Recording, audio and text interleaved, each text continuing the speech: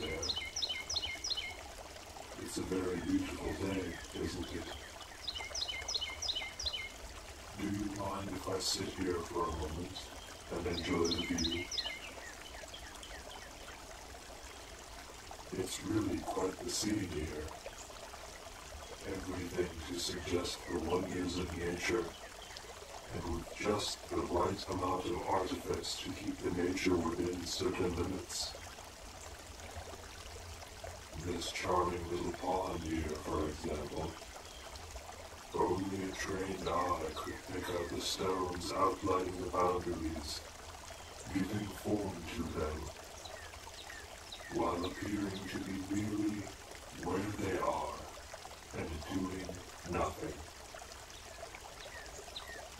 The course of the stream that flows into the pond at the far end, across from where we're sitting, it's been designed to just wide enough and slow enough that the water flows around and over the rocks to make a sound, but not so much as to cause an excess of splashing. Quiet and peaceful, rather than fast and active. And see how the stream sweeps to the right after it comes out of the trees, and then curves and comes back around before finally emptying into the pond. That effect gives a much more satisfying image than just a straight shot into the pond. More of a landscape feel than just water pouring straight out of the pipe. And those trees, an excellent selection of species. Weeping willow, Japanese maple, some pussy willows, river birch, cottonwoods behind those, and the occasional sycamore, looking like it almost fell over and then just decided to grow that way. And just behind us, this massive spreading oak tree, all on its own, creating a most convenient area of shaded grass. The perfect place to sit and enjoy the view. And it is a good day for viewing. There are clouds in the sky, but only enough to temper the sunlight. There is still plenty of light for us to see all the vibrant colors, the varying shades of green and brown and red. And in the pond, those enormous ornamental goldfish, just swimming to and fro, doing fish things, without a single care or concern. As I said, it all looks so natural, but it's all been designed that way. However, it's been designed with such skill that most people would never notice. They would simply look around themselves and think how nice it is that all these features are here together, and they would be impressed by the wonders of nature.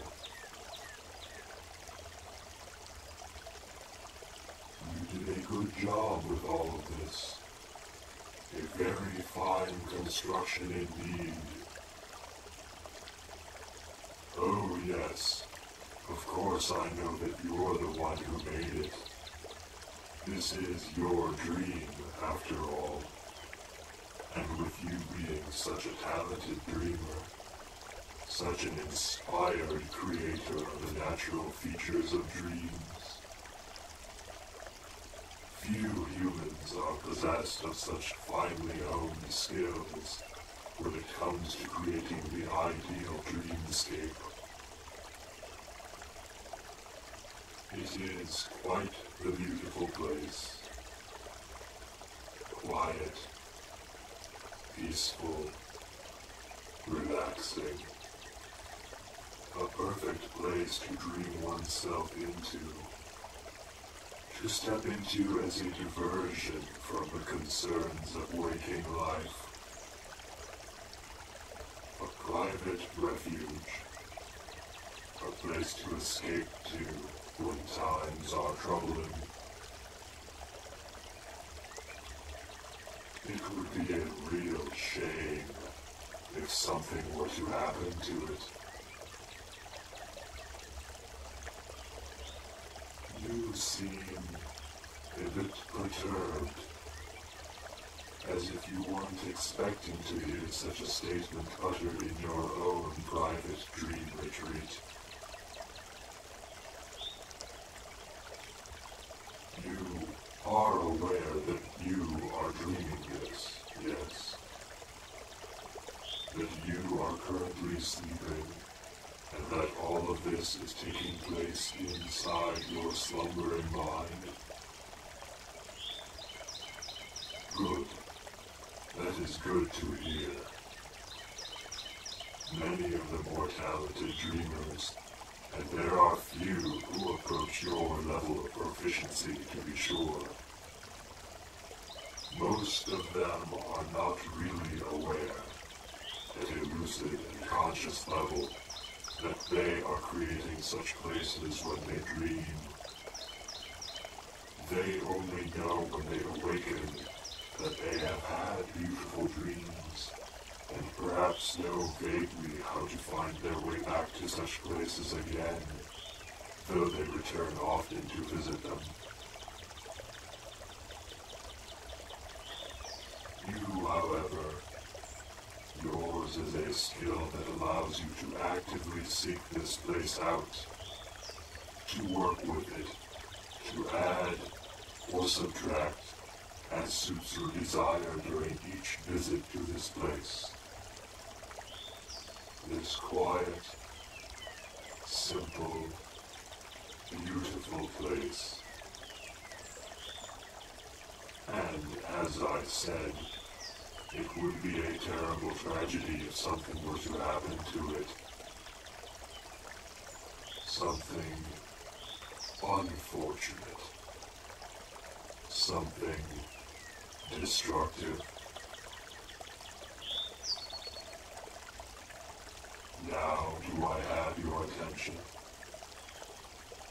I thought so. Now, before you start getting any wrong ideas, let me clarify that I am not here to threaten your little dream paradise. Or you. I am not here to threaten you at all. Only to inform you that a threat may exist. And I see that you have dreamed up a little threat of your own. That's quite the wicked-looking blade you have there. Not that I blame you, of course. In your place, I might do the same if some stranger came ambling into my most secure dream retreat and started telling me such things as I am telling you. But that nasty, jagged dream blade of yours will only be of use to you if you can actually hit something with it. And that is but a dream itself if your weapon is no longer in your hand. Very pretty. More of your own creation. One does not normally see green metals of this type even in dreams. But you've no need of such dangerously sharp items with me. I'm not here to harm you. Let the fish play with that for a while.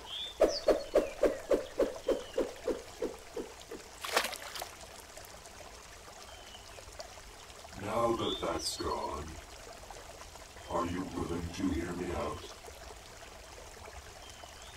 Because I can keep taking your weapons away from you until the cows freeze over. Sure, we're in your dream, and you built it, and perhaps you know it better than I. For now. That could change swiftly. You know, I'm something of a dream architect myself. Not quite to the sublime level of perfection that you've reached, if this dreamscape around us is any indication.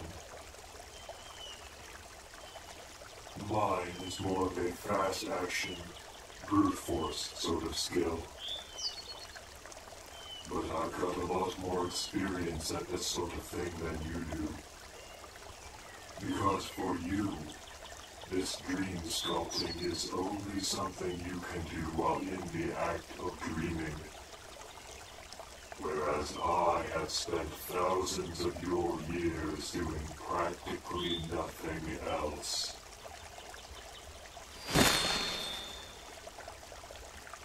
Stop that. You're going to damage one of your pretty little trees if you keep that up. Honestly, have you ever heard the phrase, people who live in glass houses shouldn't throw stones? Well, we are in your glass house, so to speak, and if you throw stones in here, or another of those dream stuff power bolts, you may cause some damage you might find hard to repair. Now stop trying to damage me, and just sit and listen. There are humans who are incredibly adept at reading dreams. Most are like yourself, merely creating marvelously intricate dreamscapes in their own minds, and never suspecting that others may share the same skill. There are some few humans, and I do mean few, who can weave dreamscapes so convincing, so perfect, that the dream takes on a life of its own, and it becomes part of the dreamlands which surround your waking world. These dreamscapes can be entered into by other dreamers, even those with little or no skill at altering dreams. And then there are beings which exist outside of the realm of dreams, but also outside of the waking world. Beings like me.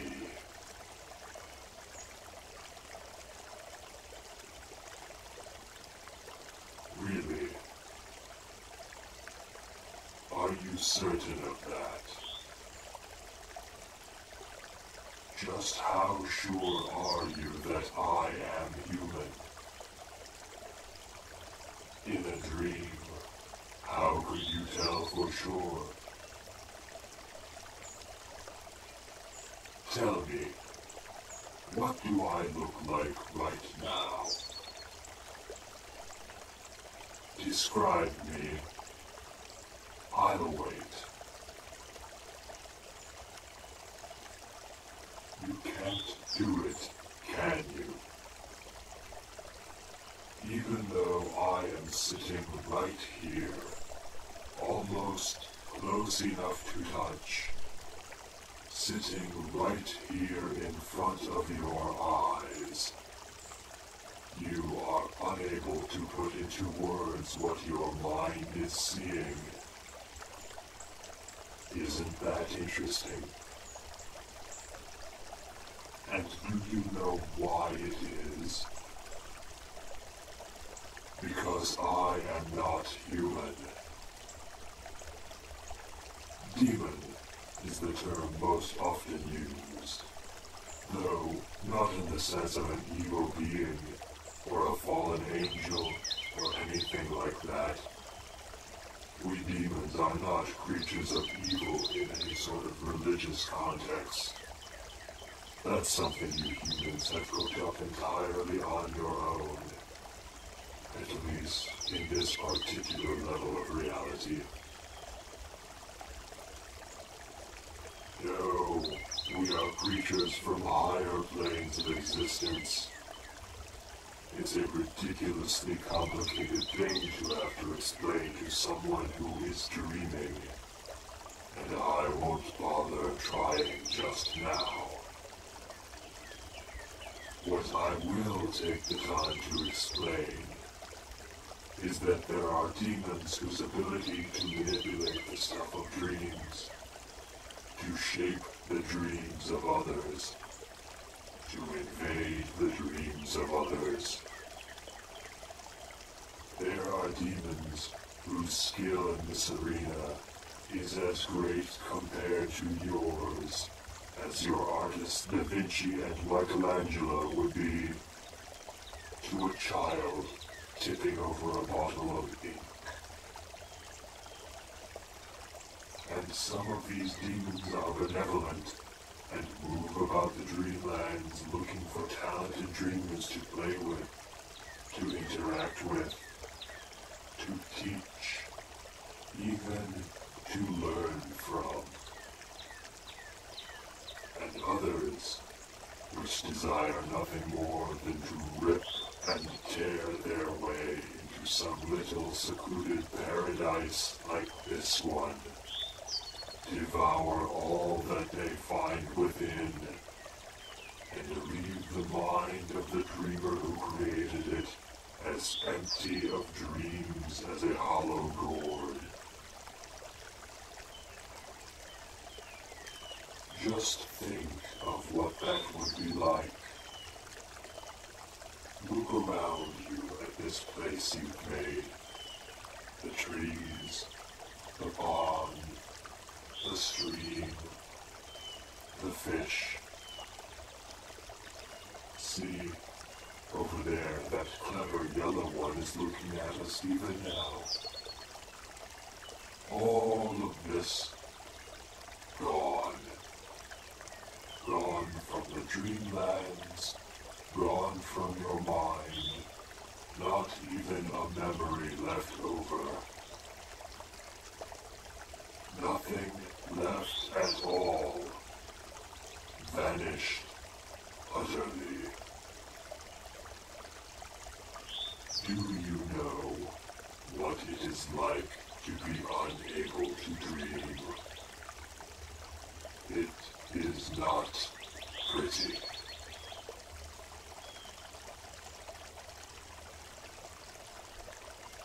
What do I want from you?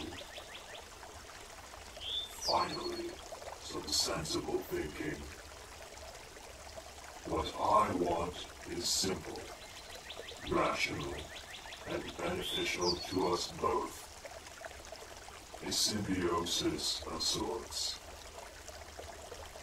You see, I happen to be quite adept at sensing the approach of other demons, as well as those various creeping, fey creatures that lurk about the dreamlands.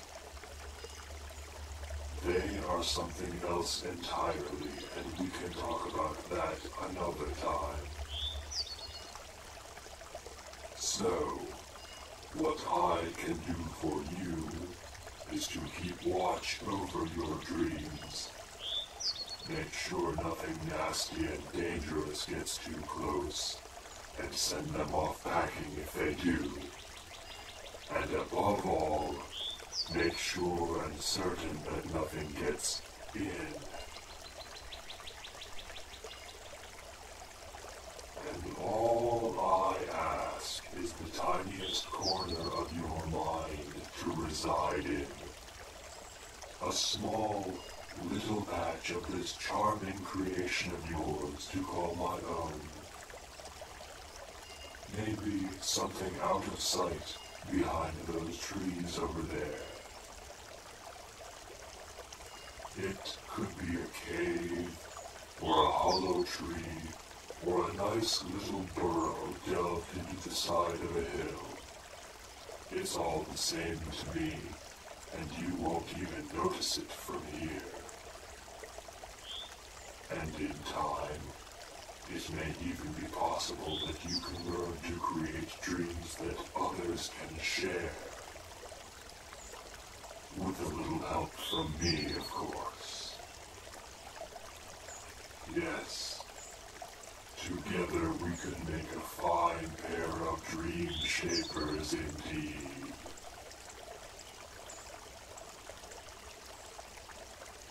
So, what is your answer? You need not give it immediately. I'll give you time to think about it. Only, don't take too long in deciding. Whereas I am quite patient, as one must be to become as skilled at dream sculpting as I am. The things lurking in the dark crevices and shadows of the dreamlands, they may close in upon you at any time. The choice is yours to make. I hope you make the right one. Until then, pleasant dreams.